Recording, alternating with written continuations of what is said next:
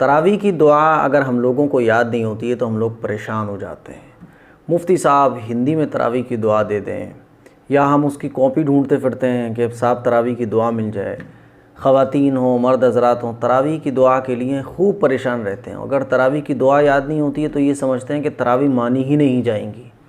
मुझसे भी बहुत लोगों ने कहा कि मुफ्ती साहब हिंदी में तरावी की दुआ याद करा दें। यूट्यूब पर तरावी की दुआ जब आप सर्च करेंगे तो बहुत सारी तरावी की दुआ हिंदी में, अरबिक में आ जाएंगी। इतनी ये दुआ चलाई गई कि ये लगने लगा कि ये दुआ जो है वो मसनून है। बल्कि बाज़ लोग तो ये समझते हैं कि तरावी की दुआ के बग़ैर तरावी होती ही नहीं है, इसीलिए वो पर्चे में लिख लेते हैं फिर उसको पढ़ते हैं। बाज़ लोग ये समझते हैं कि तरावी होंगी ही नहीं अगर तरावी की दुआ याद नहीं होगी। तो बहुत इम्पोर्टेंट बात है जो मैं आज आप लोगों को बताने जा रहा हूँ। वो बात ये है कि तरावी की दुआ जो है ये कोई हदीस से साबित नहीं है, ये कोई मसनून दुआ नहीं है, ये कोई सुन्नत दुआ नहीं है जो आप इसको इतना ज़रूरी समझें कि साहब तरावी होंगी ही नहीं और इसको पढ़ना ही पढ़ना है, हिंदी में मिल जाए और साहब वो कोई लिख कर दे दे वरना तरावी नहीं होंगी। ये समझना बिल्कुल गलत है। तरावी की दुआ अगर मिल जाए, पढ़ लें तो ठीक है।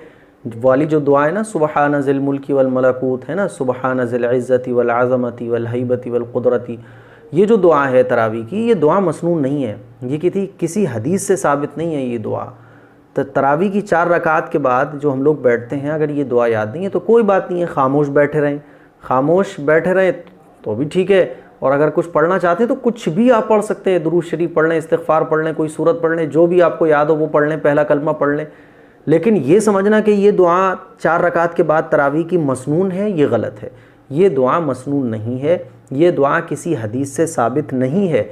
इसीलिए इस दुआ को सुन्नत ना समझा जाए, इस दुआ को ज़रूरी ना समझा जाए, ये ना समझा जाए कि ये ही दुआ पढ़ना ज़रूरी है, वरना फिर गलत हो जाएगा।